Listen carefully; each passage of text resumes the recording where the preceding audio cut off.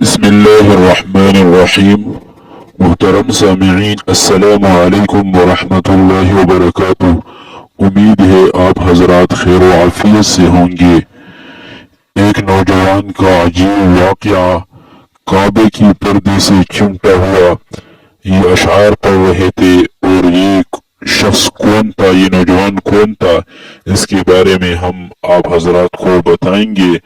بتانے سے پہلے آپ حضرات سے التماس ہے کہ ہمارے چینل کو اپنے ساتھ سبسکرائب کر لے اور بیل آئیکن والے بٹن کو دبائے تاکہ ہر نئی آنے والی ویڈیو آپ حضرات کو جلد از جلد مل سکے۔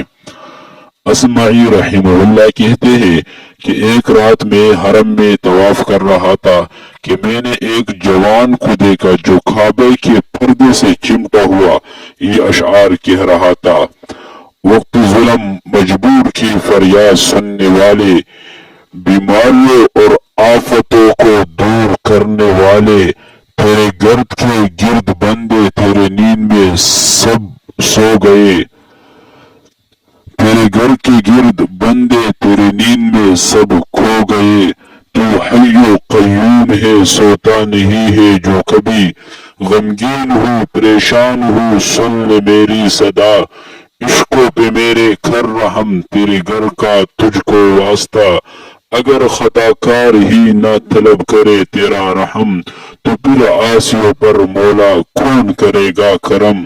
اور پھر زاروں قطار روتے ہوئے اور کہنے لگا، ہر حاجت میں تو ہی مقصود طلب ہے، فریاد ہے تجھ سے کہ تیری رحمت ہی عجب ہے، اے میرے مقصود مشکل کو آساں کر دے تو، گناہ بخش دے حاجت کو پورا کر دے تو، اعمال برے اپنے آیا ہوں لے کر، جہان میں نہیں مجھ سا کوئی بدتر، جہان میں نہیں مجھ سے کوئی بدتر، اے غالب مقصود میرا انجام ہے کیا دوزخ، کہاں گئی میری امید و رجا، کیا ہوا میرا خوف و ڈر، کہاں گئی میری امید و رجا، کیا ہوا میرا خوف و ڈر۔ اور پھر وہ جوان بے ہوش ہو کر زمین پر گر پڑا۔ اسمعی کہتے ہیں میں اس کے قریب گیا تو دیکھا کہ وہ زین العابدین علی بن الحسین بن علی بن ابی طالب ہے۔ میں نے ان کا سر اٹھا کر اپنی گود میں رکھا اور بے اختیار رونے لگا۔ میرا ایک آنسو ان کے گال پر گرا تو انہوں نے اپنی آنکھیں کھول دیے اور کہنے لگے، یہ کون ہے جو ہم پر آنسو بہا رہا ہے؟ تو میں نے کہا، میں ہوں آپ کا غلام اسمعی، مگر حضور یہ گریہ زاری کیسی، جبکہ آپ اہل نبوت اور مادنی رسالت کے ایک فرد ہے؟